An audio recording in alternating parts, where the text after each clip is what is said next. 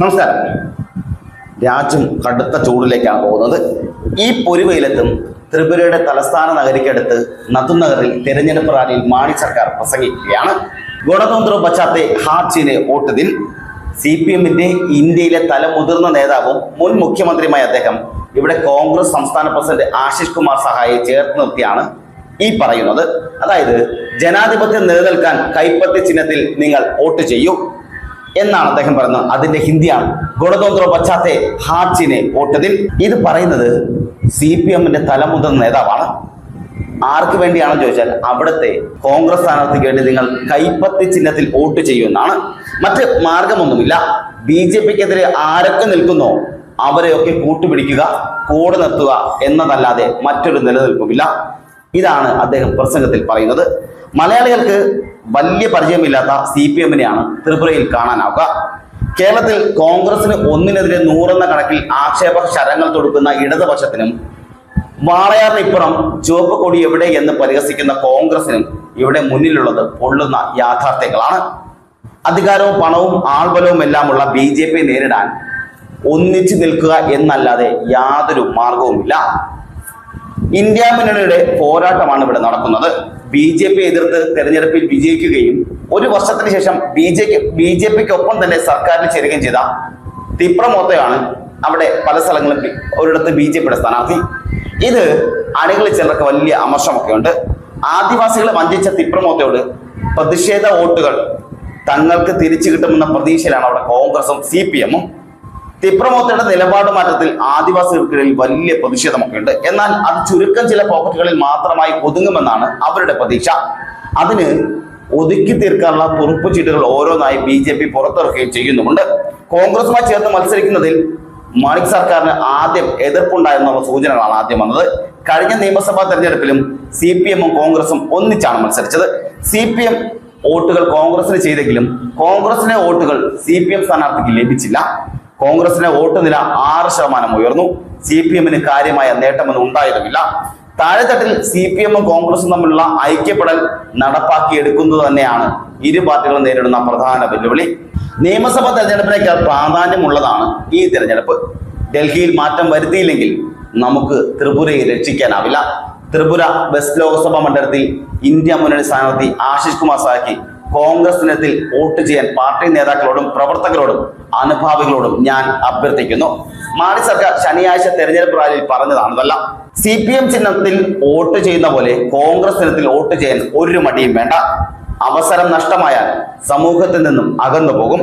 BJP തോൽപ്പിക്കാൻ കൂട്ടായി പ്രവർത്തിക്കണമെന്നാണ് കാലത്തിന്റെ ആവശ്യമെന്നും സർക്കാർ കൂട്ടിച്ചേർക്കുകയും ചെയ്തു.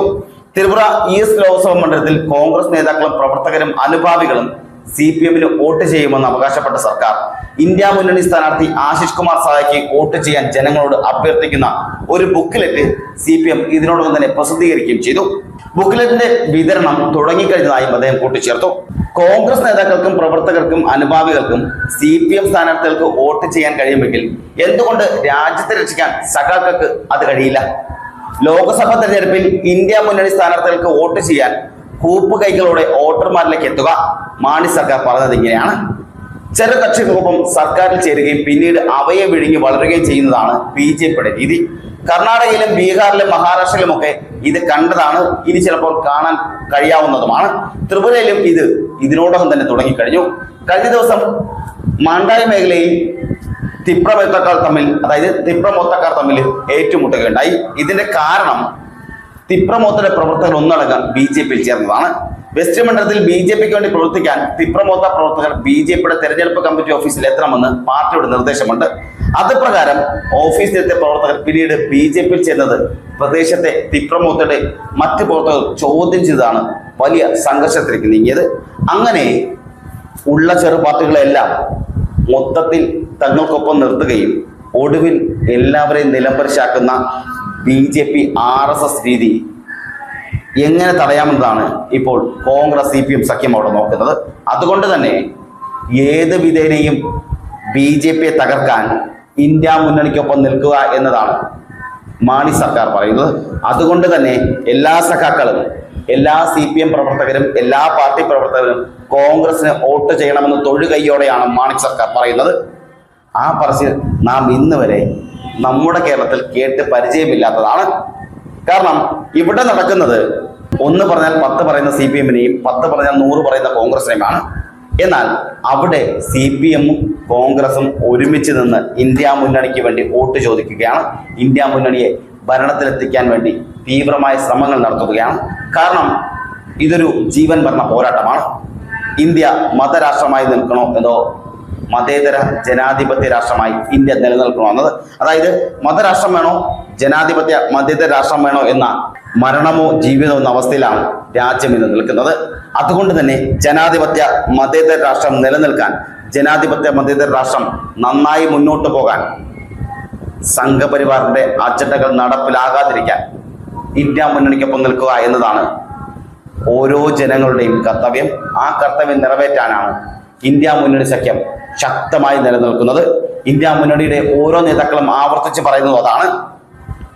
ജനാധിപത്യ മതേതര രാഷ്ട്രം നമ്മുടെ ഇന്ത്യ, നമ്മുടെ ഭാരതമാണ്.